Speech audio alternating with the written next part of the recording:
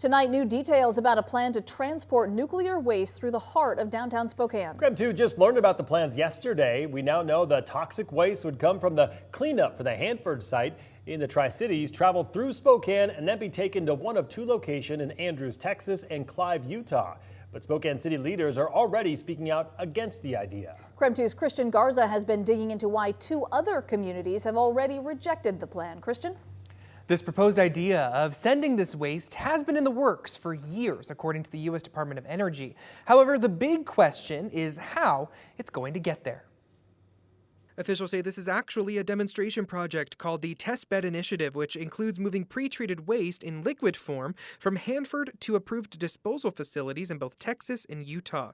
Spokane Mayor Lisa Brown sent a letter Wednesday to state and federal leaders detailing her concerns about the 2,000-gallon shipment, saying if the trip is successful, there could potentially be more trips in the future. Spokane Director of Communications and Marketing Aaron Hutt explains why this is concerning for the future of the city. Our concern is that it's extremely dangerous. There's high risk involved.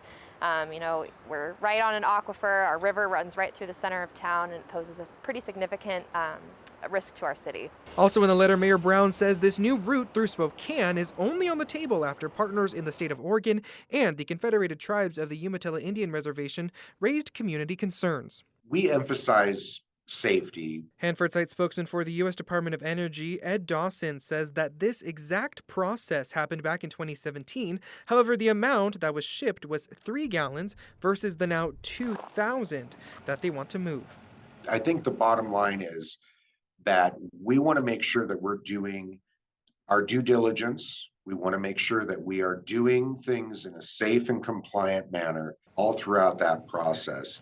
The city of Spokane, the state of Oregon, and the Confederated Tribes of the Umatilla Indian Reservation tell us they would feel safer if the toxic waste was turned into a solid in the Tri-Cities and then shipped to wherever it needed to go, versus keeping it a liquid during travel. However, Dawson says that the Department of Energy is working on figuring out different ways to get this toxic waste out of Hanford to give as many different options as possible in the future, as instructed by the U.S. Government Accountability Office. Dawson says the waste is expected to be treated by the end of this year and transported sometime next year via trucks in government-regulated totes. All of the Pacific Northwest leaders speaking up about this demonstration project are saying the same thing.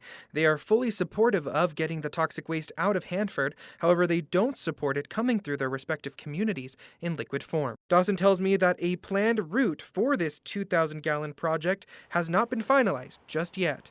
Christian Garza, KREM 2 News.